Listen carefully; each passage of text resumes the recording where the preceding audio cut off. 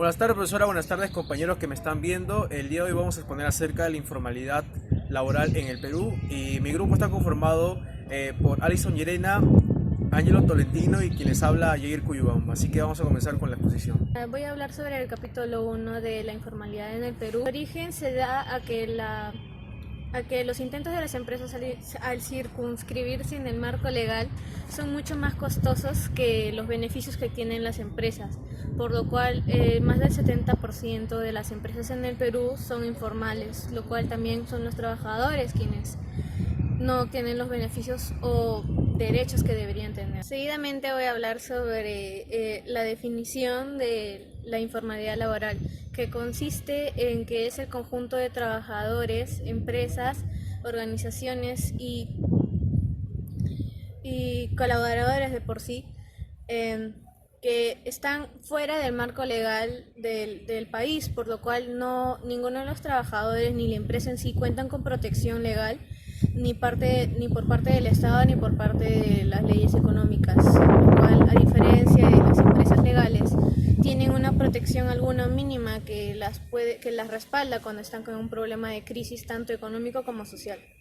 Por último, voy a hablar sobre la importancia que es que una empresa esté en el sistema informal del Perú. La diferencia es que las empresas informales, que son un mayor porcentaje en el país, no puede el Perú ni el Estado hacer un conteo de cómo va el crecimiento económico del Perú, por lo cual esto lleva a una gran dificultad, ya que no pueden saber ni los porcentajes del IPB o del per cápita, y lo cual es una consecuencia muy grave, ya que es necesario que el país tenga un conteo justo y lo más cerca posible de las cifras exactas. Bueno, el segundo capítulo habla acerca de la informalidad en la economía peruana. Según los datos estadísticos, en el Perú hay 12.2 millones de personas informales, lo cual corresponde al 73% de la fuerza laboral. Esto nos sitúa dentro de los países con mayor informalidad dentro de América Latina. Y ahora, ¿a qué se debe la informalidad? Dentro de las causas de la informalidad podemos optar a una pregunta que muchas personas suelen hacerse de ¿por qué voy a ser formal si no veo los cambios ni las mejoras dentro de mi sociedad? Ya que muchas personas o la mayoría de peruanos responden de acuerdo a estímulos, lo cual ellos, al no notar ninguna mejora dentro de su círculo, ignoran y pasarían a otro plano. Otra causa de la informalidad se debe al bajo salario que posee, ya que muchas personas, al no estar conformes con el salario y al tener un maltrato o trabajar en pésimas condiciones, optan por la informalidad. Y uno de los factores más importantes por lo cual se da la informalidad en el Perú es debido al proceso burocrático para formalizar y tener una empresa bajo todas las condiciones estables, ya que al ser un proceso muy largo y extenso, las personas optan por obviar y abrir una empresa que sea de carácter informal. Y ahora, una de las consecuencias que es más notoria dentro de la informalidad laboral es el comercio ambulatorio, ya que esto va con un incremento, como podemos notar en las áreas de La Victoria, en el centro de emporio textil de Gamarra, el cual se ve acaparado de muchos vendedores, los cuales se desenvuelven dentro de un espacio pequeño que no tienen las condiciones necesarias para ser un lugar apto para el negocio, ya que se encuentran en la calle, no pagan impuestos, no tienen ningún tipo de seguridad y además que ilegal, ya que no se encuentran bajo regla y no aportan tributos al país. Con respecto al capítulo 3, comenzaré con el primer subcapítulo. ¿Por qué es preferible que se creen empresas formales en vez de informales?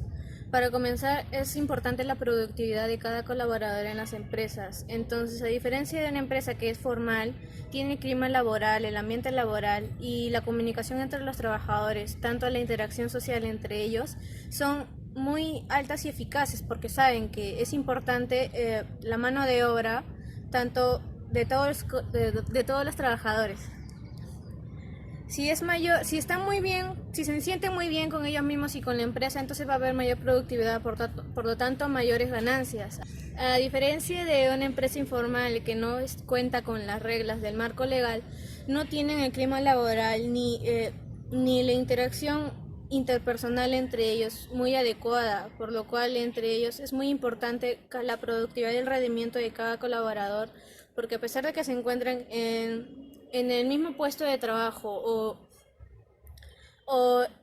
que cuenten con el mismo sueldo o que tengan el mismo desempeño laboral, va a bajar bastante la productividad o va a variar si es que no se encuentran en las condiciones óptimas para los trabajadores. Respecto a las mujeres, cabe agregar que ellas obtienen lamentablemente el 30% menos que lo que un hombre normal obtiene en su remuneración vital, lo cual es bastante grave en realidad, porque aparte de que no hay puestos de trabajo para las mujeres o que las acepten porque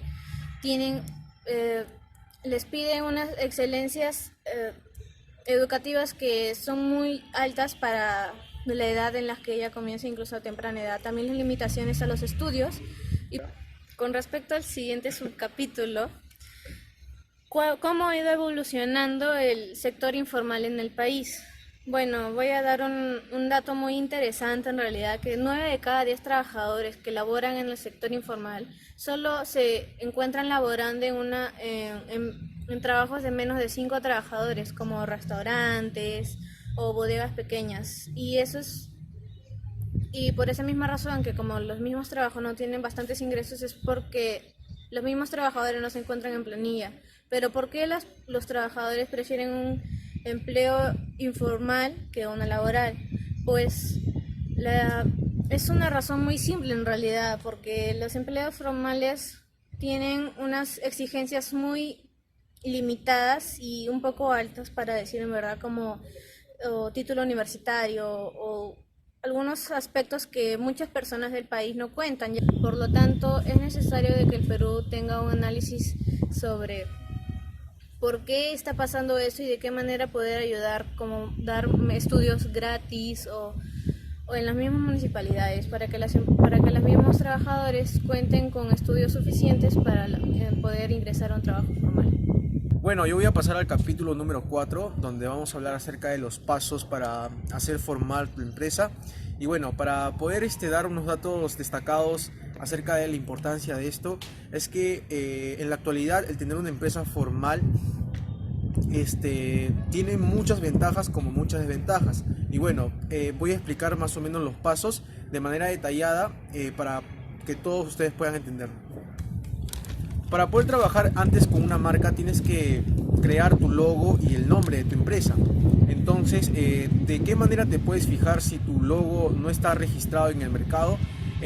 Lo puedes buscar en Indecopy a través de su página oficial, y también acerca del nombre de la empresa. Necesita y te lo pide la SUNAT que debas tener una participación en el mercado para que puedas hacer formal el nombre que quieres tú trabajar.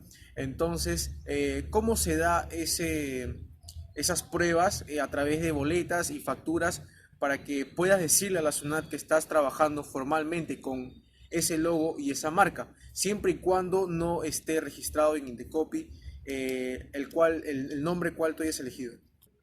Para que tú puedas facilitar el proceso de poder registrar tu nombre en Indecopy, hay servicios que te dan diferentes tipos de páginas donde tú puedes acudir para que puedan ayudarte. Entonces, cada quien tiene su propio formato, cada página tiene su diferente forma de trabajar contigo. ¿Cuáles pueden ser las consecuencias que puede causar si es que no te registras, ya sea en tu propio país como en otras regiones? Voy a poner un ejemplo súper rápido. Supongamos que tú hayas trabajado por mucho tiempo con la marca que tú has decidido crear y no la has registrado todavía, y a la hora que tú digamos que otra persona vea que estás trabajando con esa marca y la persona se dé cuenta que no la has registrado, esa persona, cuando lo registra a Indecopy, automáticamente tú estás perdiendo tu marca, y de alguna otra manera, cuando tú pienses reclamarlo, no vas a tener la potestad de poder hacerlo, porque lamentablemente la otra persona lo ha hecho todo en regla, y por más trabajo que hayas hecho no va a ser válido. Así que es importante que tú puedas registrar las páginas y seguir los pasos para que estés en regla. Y como vuelvo a repetir, ese tipo